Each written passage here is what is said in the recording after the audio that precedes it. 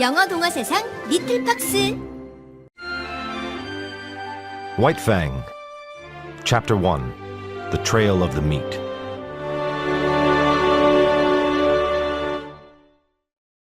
Tall, dark spruce trees lined the frozen waterway. The land was silent and empty. So cold, so lonely, it seemed impossible for anything to survive. This was the wild, the savage, frozen land of the north. But there was life in this land. A line of dogs made their way along the frozen waterway. Their breath froze in the air, forming into crystals of frost and settling on their fur. The dogs wore leather harnesses that were attached to a sled. The sled held several items: blankets, an axe, a coffee pot, a frying pan. But most of the sled space was taken up by a long and narrow box. A man wearing wide snowshoes blazed a trail ahead of the dogs as a second man worked at the rear of the sled. The box on the sled held a third man whose work was over, a man whom the wild had conquered. But the two men working the sled were not yet conquered. Their bodies were covered with fur and leather. Their eyelashes and cheeks and lips were so coated with the crystals from their frozen breath that they appeared to be ghosts. But under it all they were alive, battling this frozen, unwelcoming world. The two men traveled without speech, saving their breath for the work of their bodies. The pale light of the short day was just fading when a faint cry came from far away. The front man turned his head until his eyes met the eyes of the man behind. Across the narrow coffin, they nodded to each other. More fierce, hungry cries came. Both men knew where the sounds were coming from, the snowy land that they had just left behind. "They're after us, Bill," said the man at the front. His voice was hoarse. "Meat is scarce," Bill answered. "They're hungry." They spoke no more, but listened carefully as the animals' hunting cries continued to rise behind them. When darkness fell, the men found a cluster of spruce trees and made a camp. They used the coffin, lying by the fire, for both seats and a table. The sled dogs snarled and bickered among themselves. "Seems to me, Henry, the dogs are staying pretty close to camp," Bill said. Henry nodded and set the coffee pot on the fire. "They know where it's safe." "Did you notice the way the dogs got upset when I was feeding them?" Bill asked. "They did go wild more than usual," Henry agreed. Bill ate some beans. "How many dogs do we have, Henry?" 6. "That's true," Bill said. "We've got 6 dogs with us. I took 6 fish out of the bag, and I gave 1 fish to each dog." He paused to make sure Henry wouldn't miss what he had to say next. "But I was 1 fish short." "You counted wrong," Henry said. "I counted right," Bill replied. "I took out 6 fish, but there were 7 dogs waiting for food. By the time I got to One Ear, I was all out of fish." Henry stopped eating to glance across the fire and count the dogs. "There are only 6 dogs now." Bill nodded. "I saw the 7th one run off across the snow." Henry sighed. "I'll be mighty glad when this trip's over." "Why?" Bill asked. "You're starting to see things." "I thought you'd say that," Bill answered. "And so I went and looked in the snow. I saw the tracks." Henry took a swig of coffee. "So you're thinking it was—" A long howl broke through the cold air. The two men listened, and then Henry waved his hand toward the sound. "You think it was one of those wolves?" Bill nodded. "It would explain why our sled dogs went wild at feeding time." More hungry cries sounded in the distance. The dogs huddled closer to the fire as Bill threw on more firewood. Then he sat down again. "I'll tell you something, Henry." Bill tapped the box they were sitting on. "The fellow in here is much luckier than you or I. Why, if we die out here in the wild, nobody's going to pay for a funeral for us." "Nope," Henry agreed. "We don't have loads of money like he had." "Here's what I don't understand," Bill said. "Why would a rich chap like this, who's a lord in his own country, ever come out to a godforsaken place like this?" "He might have lived to a ripe old age if he'd stayed home," Henry replied. Bill opened his mouth to speak, but instead, he pointed. A pair of gleaming eyes had appeared in the darkness. Henry indicated with his head a second pair and a third pair of eyes. A circle of eyes now surrounded their camp. The sled dogs crawled closer to the two men. Bill shook his head. It's a shame we're so low on ammunition. How much is left? Henry asked. 3 cartridges, Bill answered. And I wish it was 300. He glanced at the glowing eyes. I wish this trip was over and you and I were sitting by the fire in Fort McGurry playing cards. Henry nodded. Before long, the two men were asleep. As the fire died down, the glowing eyes crept closer. The sled dogs snarled and barked, waking up Bill. He got up and threw more wood on the fire to keep the wolves back. Bill glanced at the sled dogs. He rubbed his eyes and then looked at them more sharply. Henry, he said. Henry groaned. What's wrong now? I just counted the dogs again. There are 7 now. Huh? Henry just grunted and drifted back into sleep. Uneasily, Bill fell back to sleep too. The two men got up at 6 o'clock, but daylight in the north was still 3 hours away, so it was still dark. Henry prepared breakfast while Bill rolled the blankets and got the sled ready for lashing. Say, Henry, Bill said suddenly, how many dogs did you say we had? 6. Well, you're wrong, Bill said. 7 again? Henry asked. No, 5. One's gone. What? Henry ran over to count the dogs. You're right, Bill. Fatty's gone. The wolves must have gotten him. Bill shook his head. He always was a fool dog. But even a fool dog should know better than to leave the camp. Henry looked over the rest of the sled dogs. I bet none of the others would do it. Yep, Bill agreed. I always did think there was something wrong with Fatty. White Fang, Chapter 2, The She-Wolf.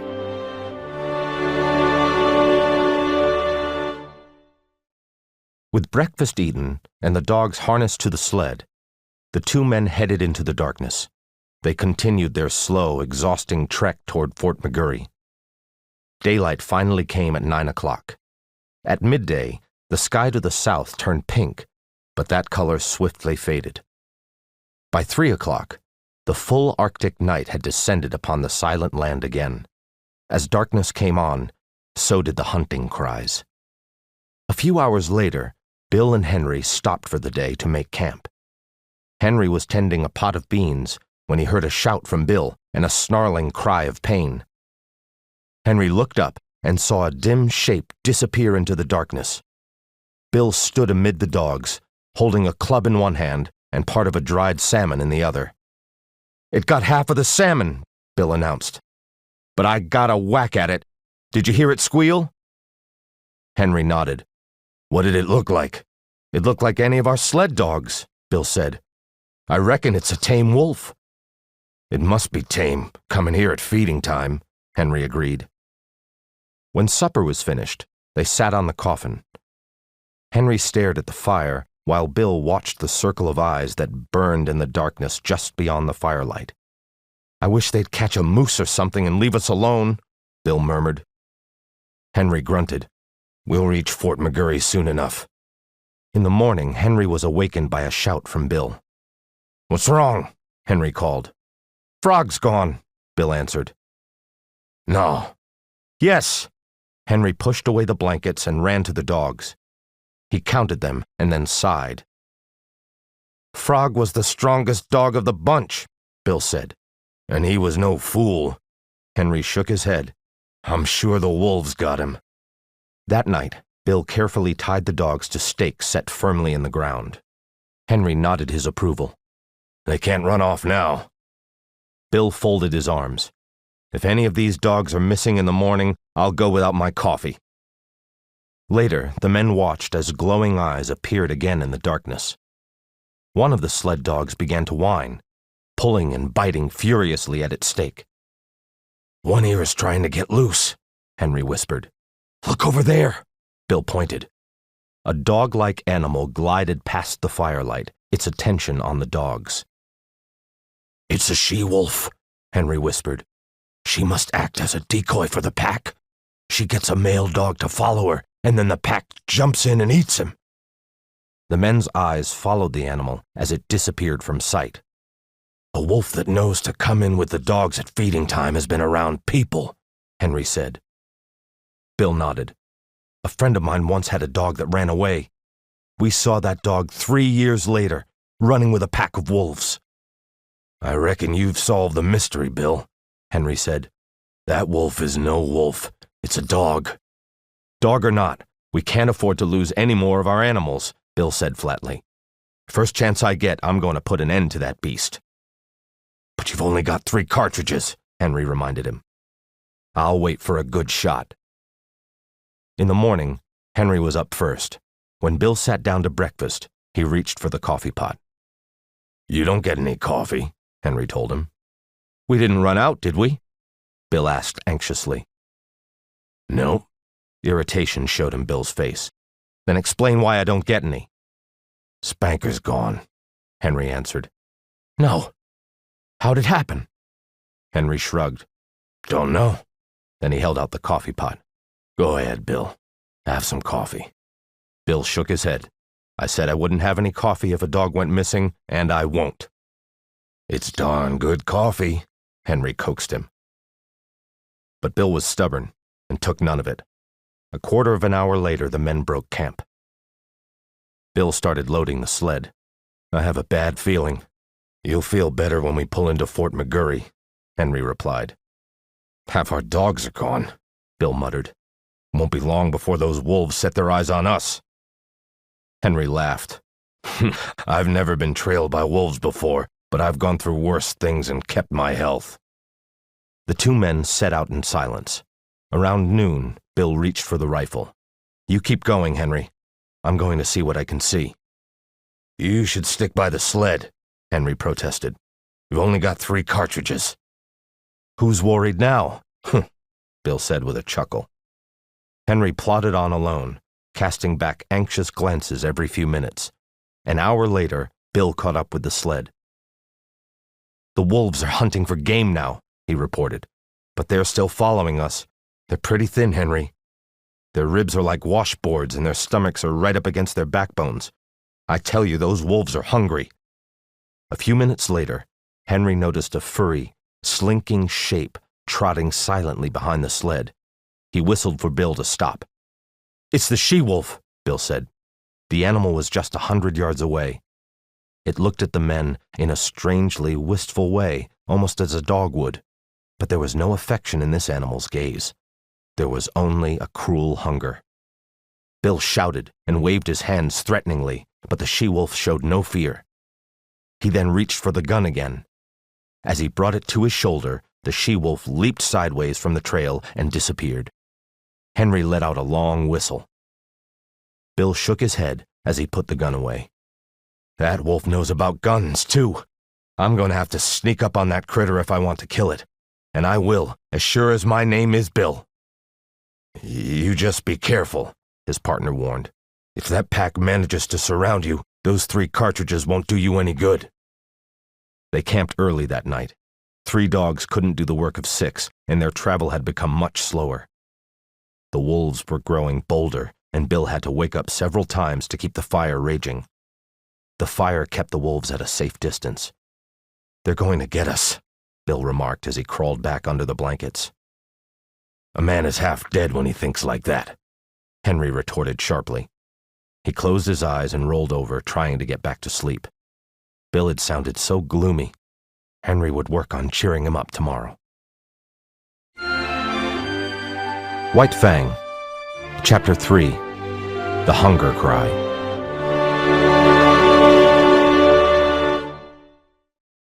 The men woke up the next morning to find that they'd lost no dogs during the night. As they headed out onto the trail, their spirits were brighter. Bill seemed to have forgotten his uneasiness from the previous night. Then, at midday, they overturned the sled on a rough part of the trail. The sled was upside down, jammed between a tree trunk and a huge rock. The men unharnessed the dogs in order to turn over the sled. Right away, One Ear moved away from them. "Hey, One Ear!" Bill cried. "Get back here!" But One Ear broke into a run back down the trail where the she-wolf was waiting for him.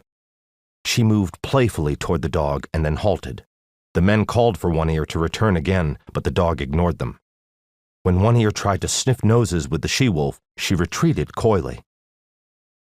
One Ear advanced again. The she-wolf sniffed his nose briefly and then retreated. Step by step, she was luring the dog away.